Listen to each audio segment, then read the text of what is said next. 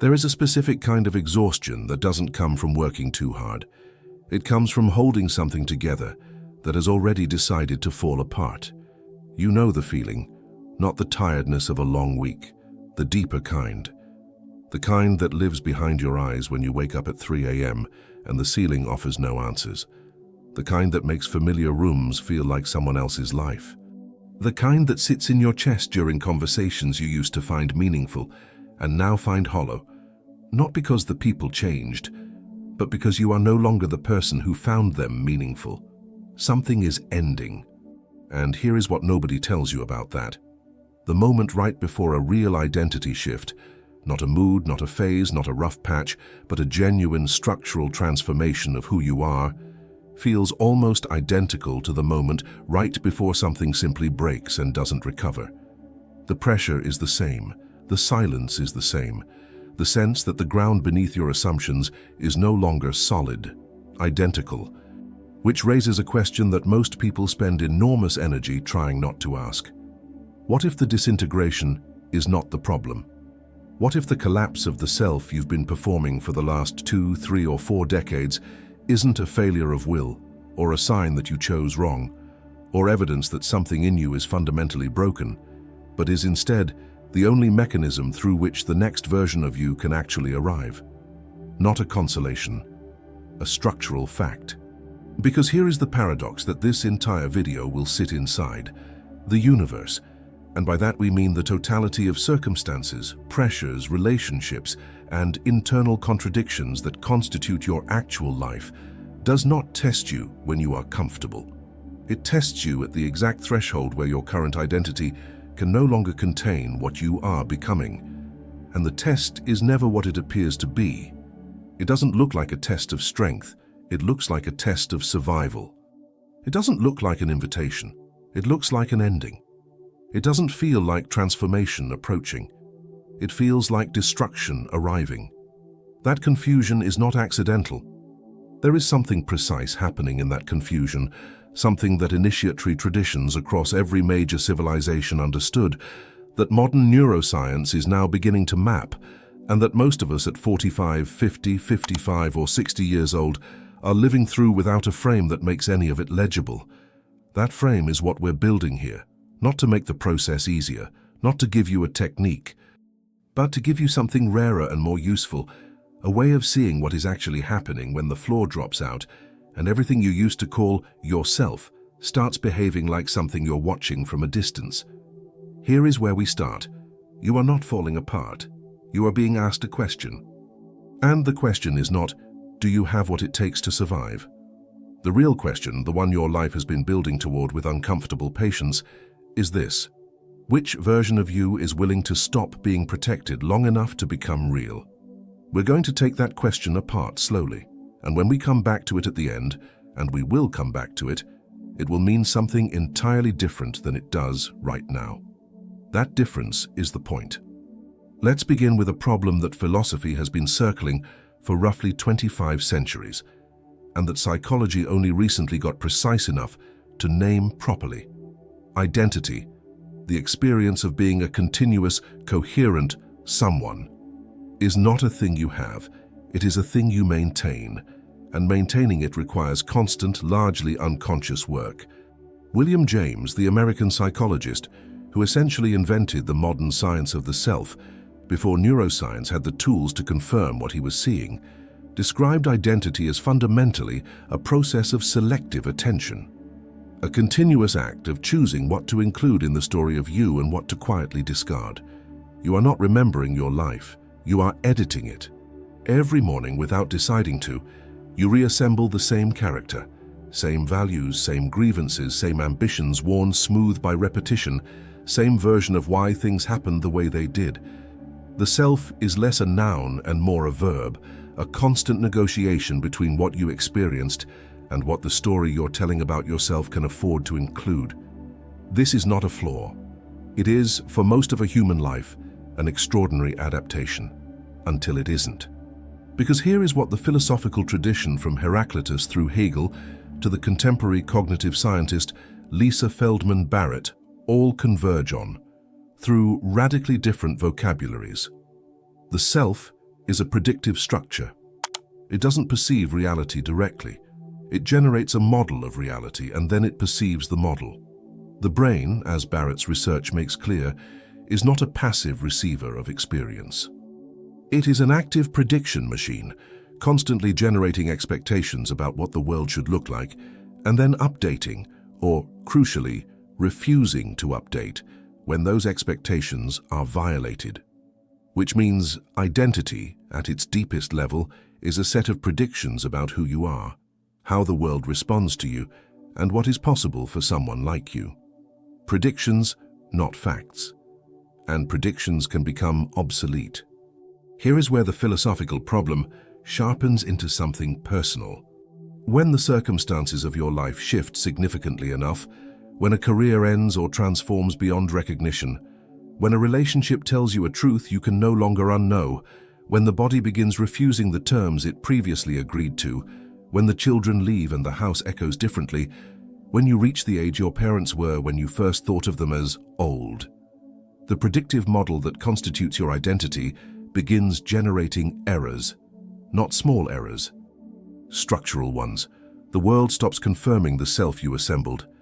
And the self, being a prediction machine, interprets this not as "I need a new model," but as "something is catastrophically wrong." This is the precise origin of the experience people describe as feeling lost, feeling unmoored, feeling like a stranger in their own life. It is not weakness. It is not pathology. It is the experience of a coherent identity system encountering data it cannot integrate without fundamentally restructuring itself.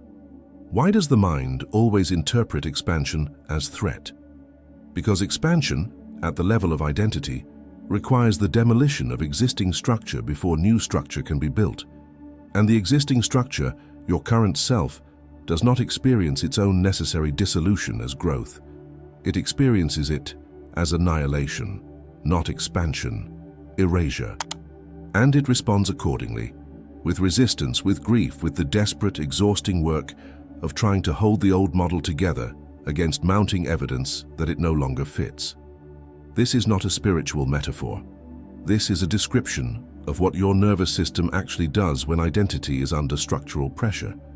The philosopher Charles Taylor, in his work on what he called moral frameworks, the invisible background structures that tell us what matters, what is worth doing, and who we are in relation to others, argued that a crisis of identity is never merely personal.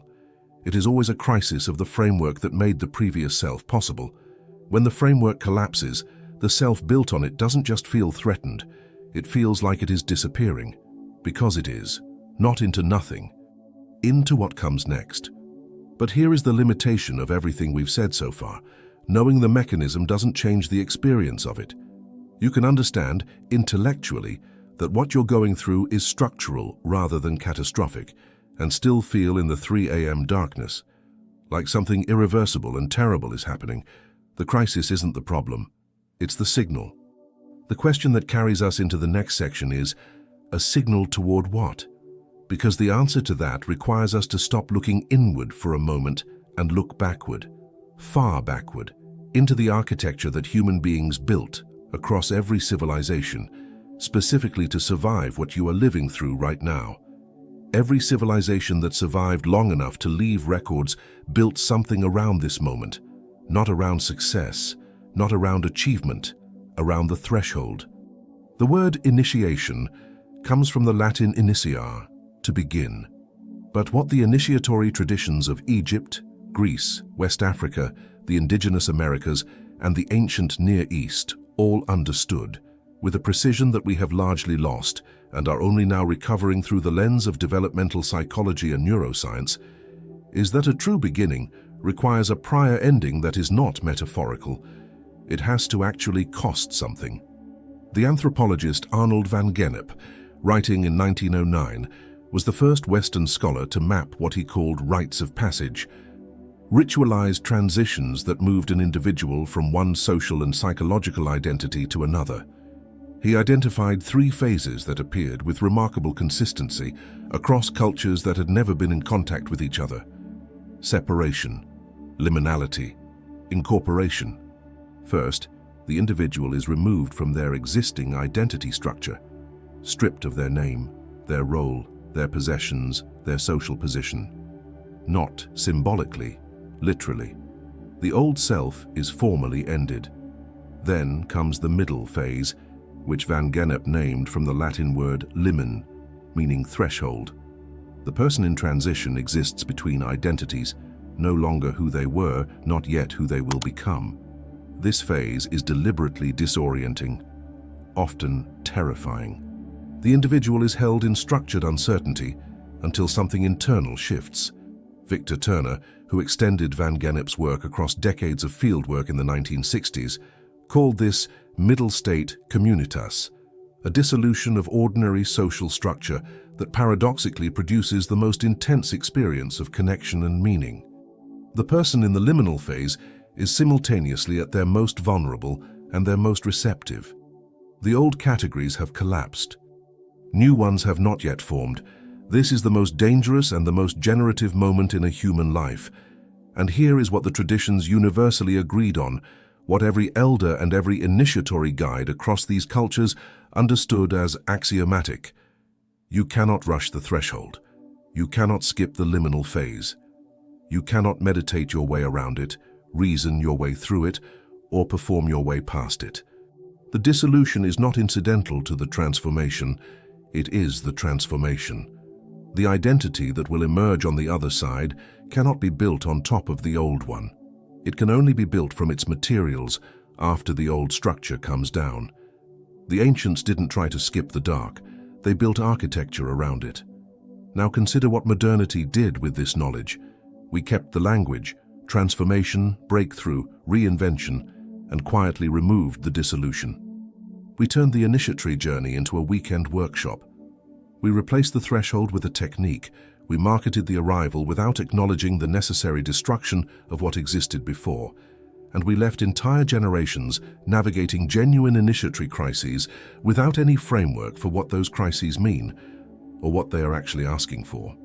The result is that millions of people, particularly in the second half of life, are experiencing precisely what the traditions designed their most elaborate rituals to hold, and they are experiencing it alone, without context, interpreting structural transformation as personal failure.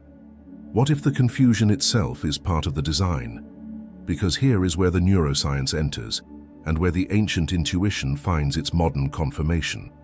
The psychiatrist and neuroscientist Daniel Siegel, working on what he calls interpersonal neurobiology, the study of how relationships and lived experience shape the physical architecture of the brain, has documented something that the initiatory traditions appear to have known intuitively. Genuine psychological transformation requires a period of what he terms integration through differentiation.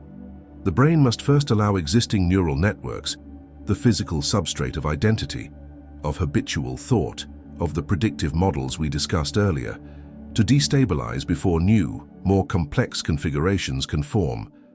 This process is not comfortable.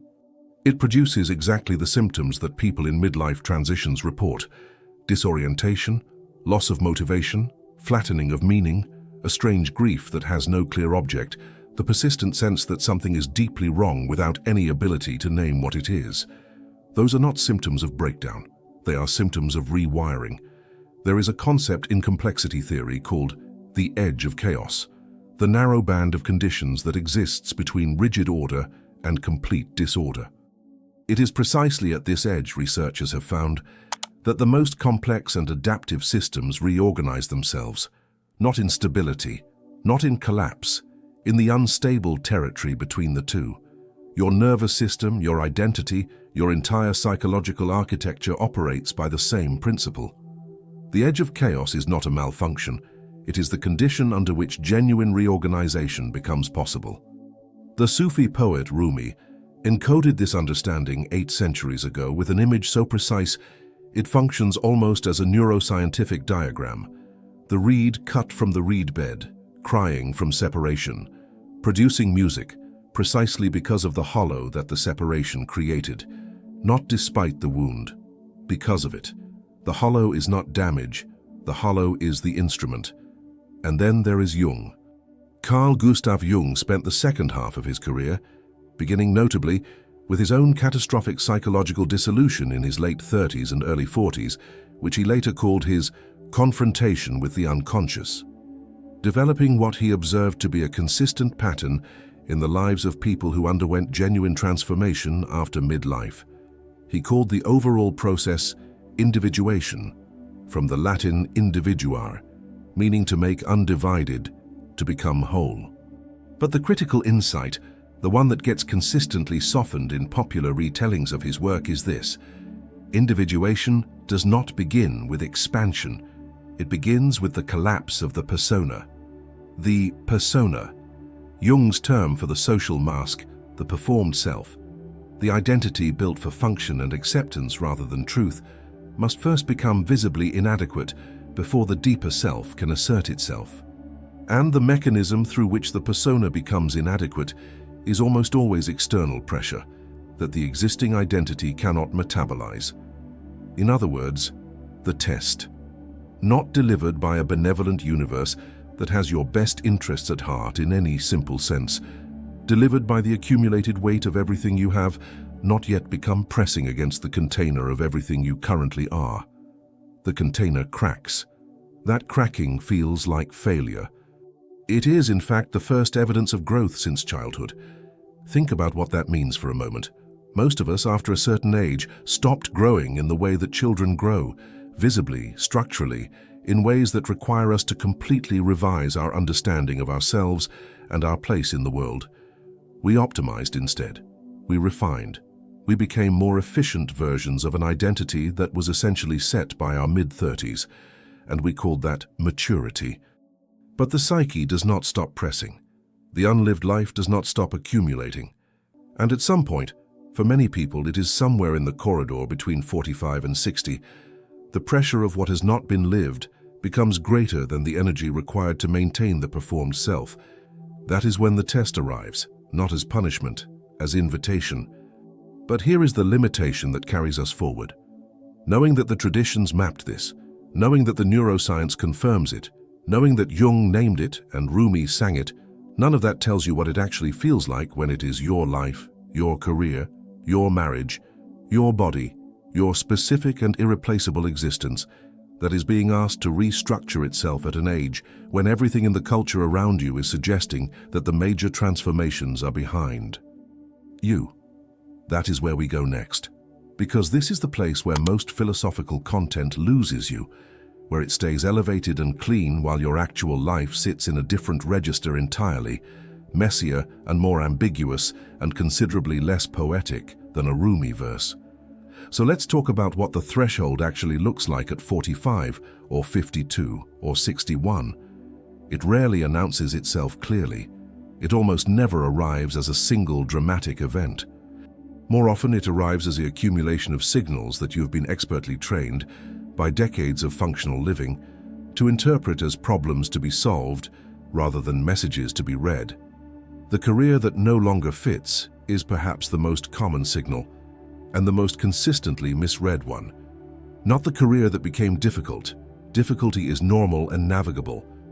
The career that became alien, where you find yourself sitting in meetings that you once led with genuine energy, now watching yourself perform competence from a slight distance, as if you are an actor who has memorized lines for a role that was written for someone younger or hungrier, or simply for an earlier version of you that no longer exists in any meaningful sense. You are still good at it. That is almost the worst part, because if you were failing, the decision would be obvious. But you are succeeding at something that no longer corresponds to anything alive inside you, and the success itself has become a kind of trap, a set of golden handcuffs made not of money, but of identity. This is who I am. This is what I built. This is the evidence that I matter. And somewhere beneath that, quieter and more threatening, if I let this go, what is left? That question is not a career question. It is an identity question wearing a career question's clothing. Then there is the relationship that tells the truth, not necessarily ending, not necessarily broken in any dramatic sense, but somewhere in the architecture of a long partnership, 10 years, 20 years, 30, a conversation begins happening that doesn't use words. a distance that wasn't there before, or that was always there but both of you were too busy or too careful to acknowledge. Try a moment when you look at the person across the table from you and recognize with a clarity that feels almost violent that you have both been loyal to a version of each other that neither of you still fully are. This is not betrayal.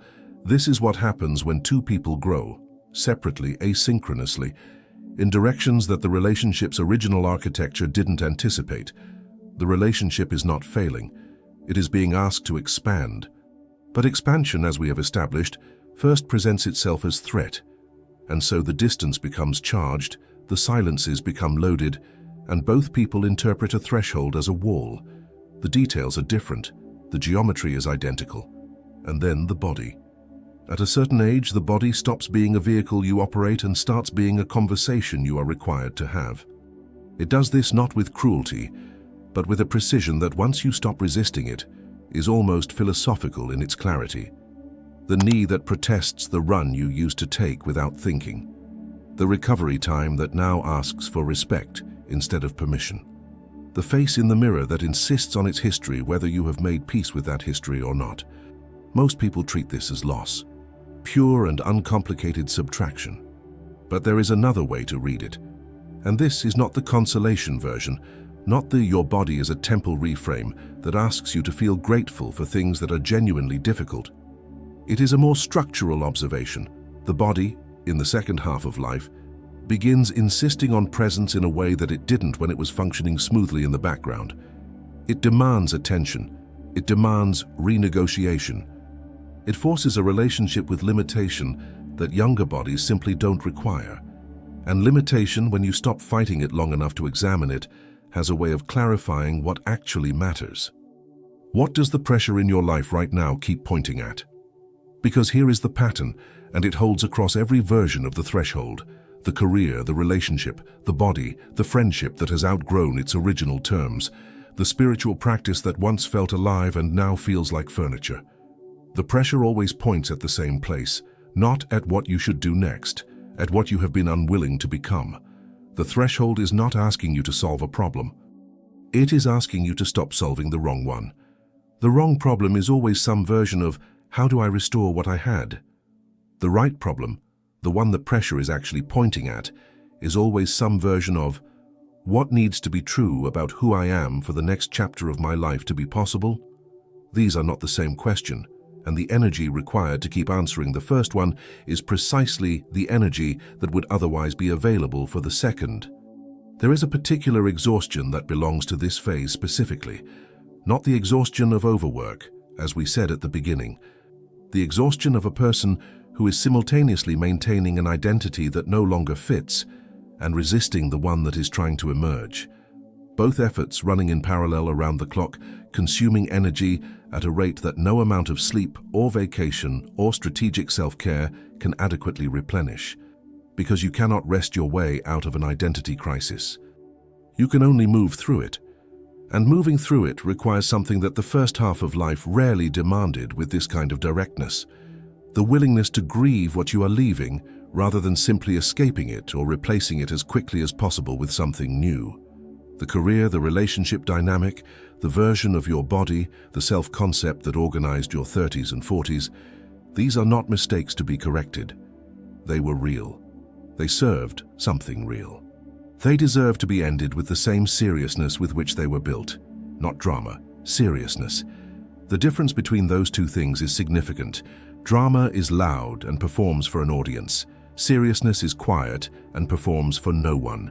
It is the private acknowledgement that something that mattered is ending, and that the ending itself deserves to be witnessed by you, if by no one else. This is what the initiatory traditions understood that we have largely forgotten. The ending must be honored before the beginning can be real. You cannot skip the funeral and go straight to the rebirth. The psyche will not allow it. What is not properly ended simply continues underground, shaping the new chapter from below, ensuring that the new identity is built on the same foundation as the old one, which means it will encounter the same pressures, generate the same errors, produce the same crisis, perhaps in a different costume but structurally identical. You can change everything external and remain at the deepest level unchanged. Most people who find themselves at 55, wondering why a second marriage feels eerily similar to the first, or why a new career carries the same specific weight as the one they left, or why a different city somehow produces the same interior landscape. Most of those people did not fail to change. They changed everything except the self that was doing the changing. That is the trap, and naming it is not the same as escaping it. Because here is where we hit the real edge of this block, the limitation that points us toward what comes next. You can name what is happening. You can recognize the signals. You can map the threshold with everything we've discussed.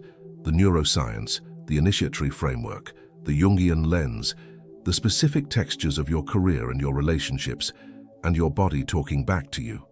And still in the middle of it, the most natural and human response in the world is to want it to stop. Not to understand it, to stop it.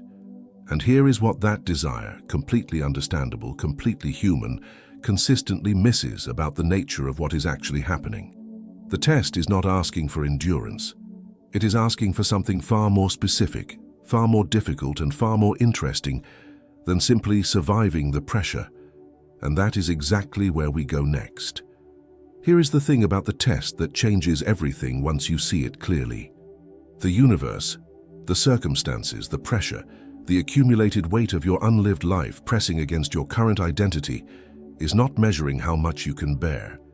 It is waiting to see which self survives, not which self is strongest, not which self is most disciplined or most spiritual or most psychologically sophisticated, which self is most true. Which version of you, when everything that can be stripped away has been stripped away, remains standing not because it fought hardest, but because it was the only one that was actually real in the first place. This is the distinction that changes the entire frame.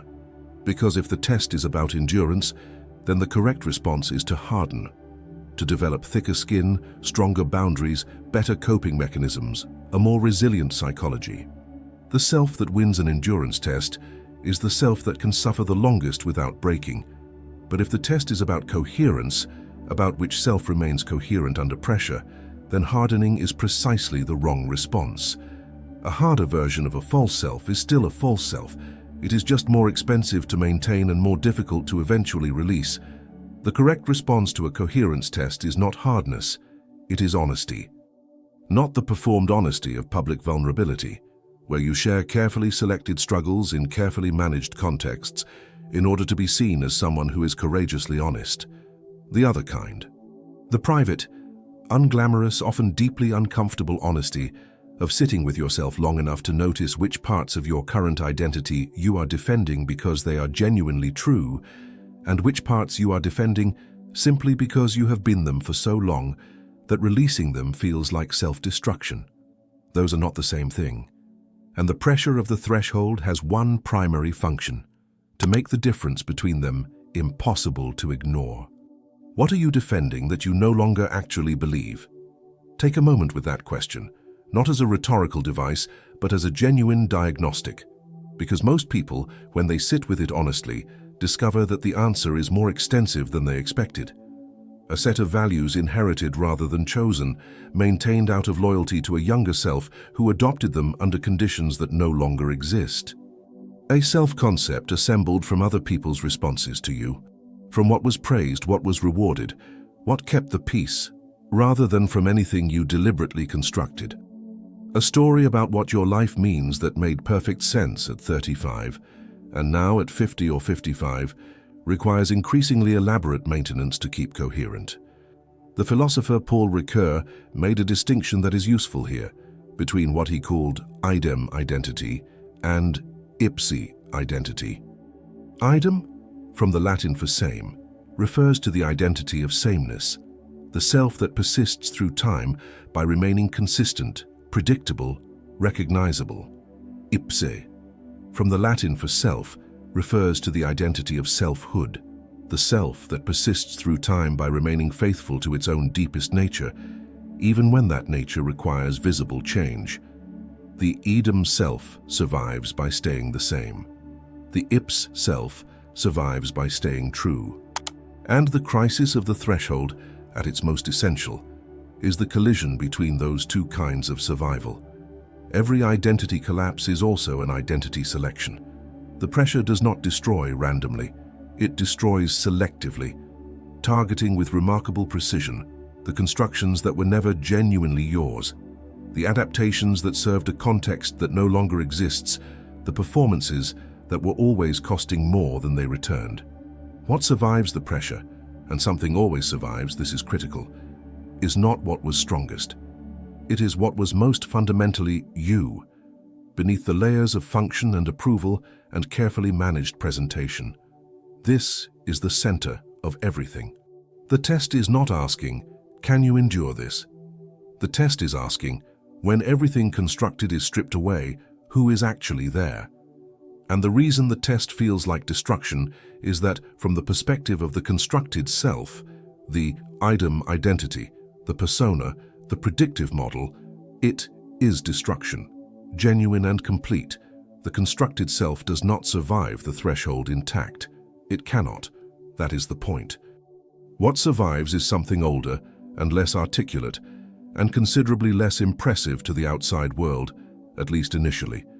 It does not arrive with a polished narrative or a clear 5-year plan. It arrives with something quieter and more fundamental, a sense of what is actually true for you, independent of what was expected of you.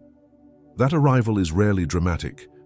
It is, in fact, often anticlimactic in the extreme, which is one of the reasons people miss it, or dismiss it, or keep waiting for a more convincing version. It tends to feel less like revelation and more like recognition, less like discovering something new, and more like remembering something you always knew but had been systematically too busy, too functional, too well constructed to acknowledge. The Stoic philosopher Marcus Aurelius, writing to himself in private notebooks that were never intended for publication, documents so raw and honest that they read almost like therapy sessions conducted in the middle of the night, returned again and again to a single question that he never seemed to fully resolve. What is the thing that I am, underneath what I am required to be? He was, at the time of writing, the most powerful man in the known world, and he was, by his own account, uncertain in a way that his power could not resolve, confronting a version of the same threshold that has nothing to do with circumstance and everything to do with the gap between the self that is performed and the self that is actually present. Power did not exempt him from the test. Success did not exempt him. Wisdom did not exempt H. The threshold does not check your credentials before it arrives. And here is what Marcus understood, at least on his clearest nights, that most of us spend decades avoiding the self that is actually present. The ipsum self, the one beneath the performance, does not need to be constructed. It needs to be uncovered. And the uncovering is not a gentle process.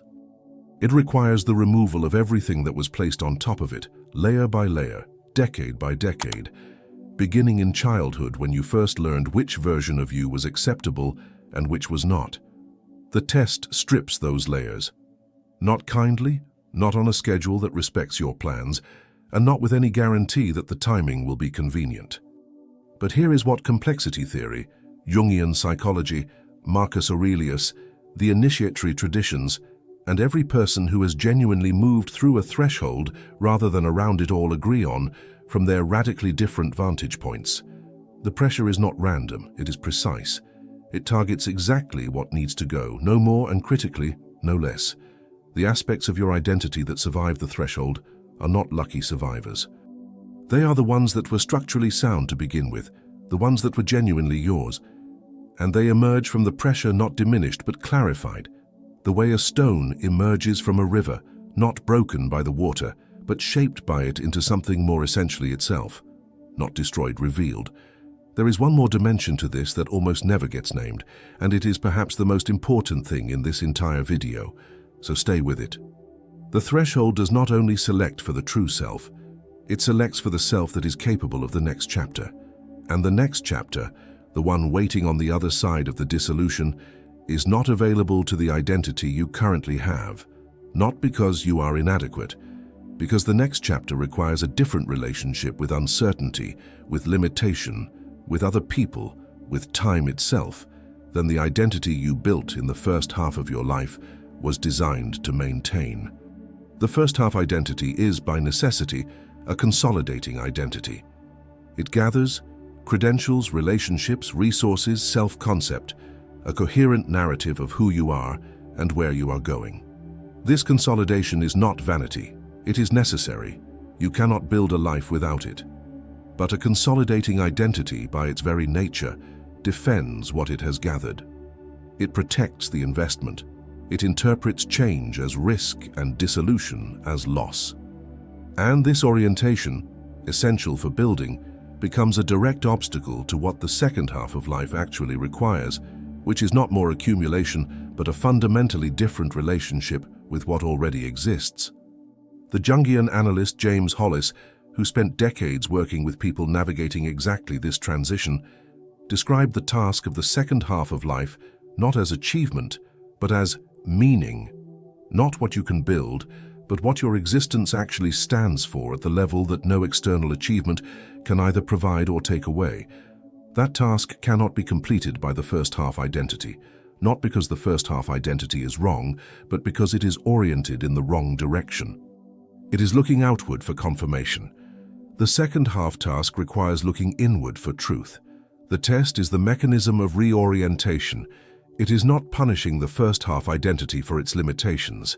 It is creating the conditions under which those limitations become visible enough and costly enough that the reorientation becomes not just possible, but necessary. This resolves the question of why now. Why the threshold arrives when it does, in the decade it does, with the specific pressures it carries.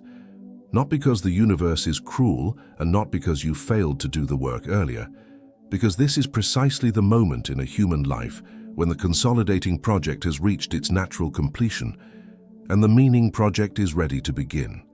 And the transition between them cannot happen without the dissolution of what made the first project possible. The pressure doesn't destroy you. It reveals what you were always going to become. But there is one thing the threshold demands that almost nobody warns you about. One specific requirement that is neither strength nor wisdom nor spiritual sophistication. It is simpler than all of those and considerably more difficult. And that is where we go now, and not into more explanation, but into the room where you actually live. I want to step out of the framework for a moment. Not because the framework isn't useful. It is. But because there is a specific kind of person watching this video, and that person does not need more framework right now. They need to be seen. You have probably spent a significant portion of your adult life being competent. Reliably, visibly, sometimes exhaustingly competent. You are the person people call when something needs to be handled. You are the person who figures it out, who holds things together, who shows up, who delivers. And that competence has been, for most of your life, the primary language through which you have expressed your value, to your family, to your work, to yourself. And now something is happening that competence cannot fix. That specific experience, the experience of a genuinely capable person encountering a problem that their capability cannot resolve, is one of the most disorienting things a human being can go through. Not because the problem is too large, because the tool that has always worked is the wrong tool for this particular job, and there is no obvious replacement tool, and nobody in your immediate life who is used to you being the capable one knows quite how to hold the version of you that is uncertain. So you have probably been managing it, keeping it contained, performing a version of yourself that is slightly more functional than you actually feel. Because the alternative, letting the people who depend on you see the full extent of what is happening internally, feels irresponsible or frightening, or like a door that, once opened, might not close again. That containment is costing you more than you are admitting. And here is what I want to say directly, without the buffer of historical reference or neuroscientific framing. You are not failing the test. You are not behind. You are not doing it wrong. The exhaustion you feel is not evidence of weakness.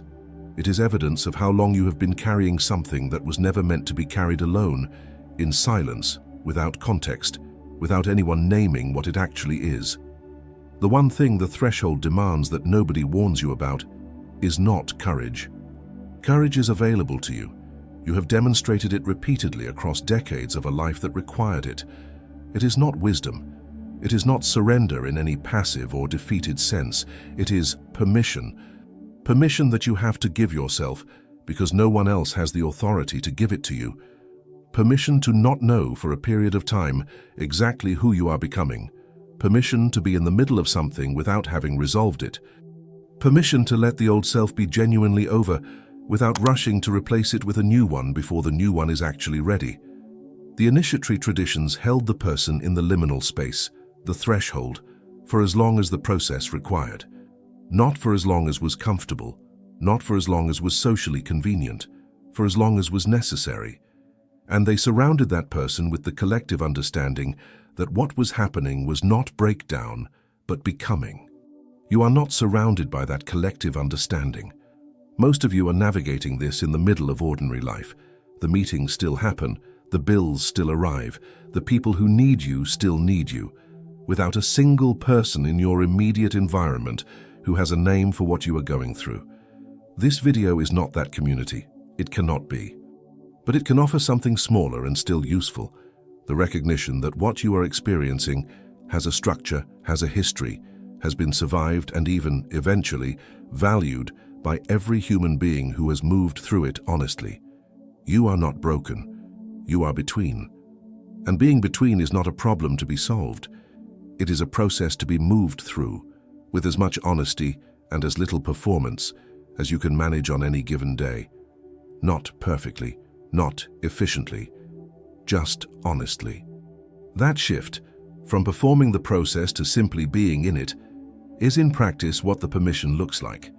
And it is also, though it may not feel like it yet, the moment the test begins to change its character. You're not failing the test. You've been answering the wrong question. And now with that on the table, we can finally close what we opened at the beginning. We started with a feeling, the specific exhaustion of holding something together that has already decided to fall apart. The 3 a.m. ceiling, the hollow conversations, the familiar room that feels like someone else's life. We started there because that is where most people actually are when they find something like this. Not in a moment of inspiration, but in a moment of quiet desperation dressed up as ordinary Tuesday. And we asked a question that we deliberately left open. What if the disintegration is not the problem? We can close that now. The disintegration is not the problem. It is the process.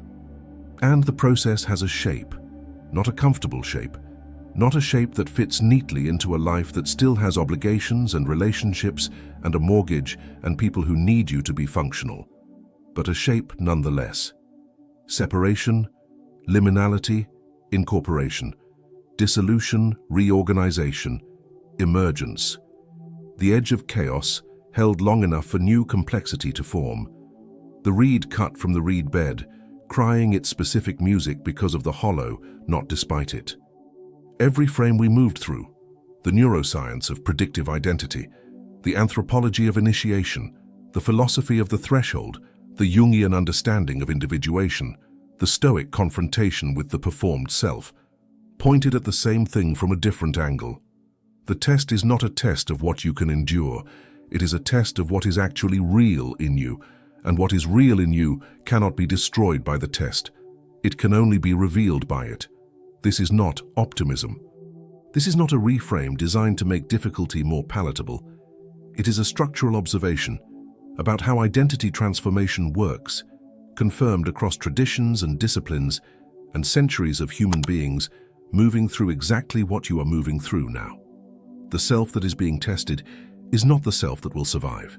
The self that survives is the one that was always there, underneath the one being tested. Quieter, less defended, more essentially yours than anything you deliberately constructed. And it has been waiting, not passively but with the particular patience of something that knows it is inevitable, for the constructed self to exhaust itself sufficiently to stop blocking the view. That is the payoff, not triumph, not arrival at a new and better identity that you can present to the world as evidence of your successful transformation. The payoff is simpler and more durable than that. It is the experience of being, for perhaps the first time since childhood, genuinely yourself, not performing a version of yourself that was calibrated for approval or function or the management of other people's expectations, but actually quietly, unmistakably yourself, in a way that requires no maintenance because it is not a construction. That experience does not announce itself. It tends to arrive sideways, in ordinary moments. A conversation where you say what you actually think and notice that the sky doesn't fall. A decision that you make from the inside out rather than from the outside in, and that feels less like achievement and more like recognition. A morning where the exhaustion is simply gone, not because your circumstances have resolved, but because you have stopped spending energy on the maintenance of something that no longer needs to be maintained. The old self wasn't wrong. It was temporary. And temporary is not a failure condition. Everything that served a genuine purpose in its time deserves to be honored as it ends, not mourned as if its ending erases its meaning. The career that carried you through 20 years of building something real. The version of yourself in that relationship that loved with what you had available at the time. The identity that held things together when things needed to be held together. These were real. Their ending does not retroactively unmake them. But they are ending. Or they have ended. And the fact that you are still here, still watching, still willing to sit with a question this uncomfortable for this long, that is not nothing. That is, in fact, the most significant data point in this entire video. The person who has already given up on this question does not ask it. The person who is genuinely lost does not go looking for a map, even an imperfect one. The fact of the search is evidence of the searcher. And the searcher, not the constructed self, not the performed identity, not the competent and reliable person that everyone else depends on, but the part of you that is still genuinely curious about what comes next. That is precisely the self that survives the threshold. Not the one who had all the answers, the one who kept asking. Which brings us back, finally, to the question we opened with. The one we said would mean something different by the time we return to it. Which version of you is willing to stop being protected long enough to become real? Here is what that question actually means, now that we have the full context to hold it properly. It is not asking you to be reckless. It is not asking you to abandon your responsibilities or perform some dramatic act of self-reinvention that announces to the world that you have undergone a transformation. It is not asking you to leave or to stay or to make any specific external decision at all. It is asking something interior, something quiet, something that happens not in the action but in the orientation behind the action. It is asking whether you are willing to stop spending your primary energy on the defense of a self that the pressure of your life has already revealed to be incomplete, and redirect that energy, even a small fraction of it, toward the honest investigation of what is actually true for you now at this age, in this life, with everything you have lived and everything you have not yet lived, pressing against each other in the specific and unrepeatable way that constitutes your existence. That investigation does not require a retreat. It does not require a therapist, though a good one can help. It does not require leaving your life in any external sense. It requires only the willingness to stop lying to yourself about what you already know. You already know which parts of your current life belong to the next chapter and which belong to the one that is ending. You already know the difference between the exhaustion of genuine effort and the exhaustion of performing a self that no longer fits. You already know what the pressure in your life is pointing at, if you are willing to read the pointing without immediately trying to make it stop. You have always known. The test was never designed to inform you of something you didn't know. It was designed to make what you already knew impossible to continue ignoring. That is what it means to be tested at the threshold of an identity shift, not examined from the outside, clarified from within. And the clarification, when it comes, not as lightning but as the slow, unglamorous, irreversible recognition of what is actually true, is the shift itself. Not the dramatic before and after that the culture sells as transformation. The quiet, interior reorientation that changes not what you do first, but how you relate to yourself while you do it. From the outside, almost nothing may look different. From the inside, everything is. The universe did not test you to break you. It tested you to find out who you actually are. And now, apparently, so did you. If something in this landed, not as information but as recognition, as the specific feeling of hearing something named that you had been carrying without language, then the most useful thing you can do right now is not subscribe, not share, not follow any particular instruction. It is to sit with it for a moment before you move to the next thing, because the movement to the next thing, the reflexive, habitual forward motion that fills every gap before it can become an opening, is precisely the mechanism the threshold is asking you to interrupt. Sit with it. And if you want to continue the conversation, there is a video here that goes directly into what the second half of life actually asks of you, not as philosophy, but as practice. The link is on screen. One comment worth leaving if you're willing, not what you think about this, what you recognized. That distinction matters more than it sounds. The shift has already begun.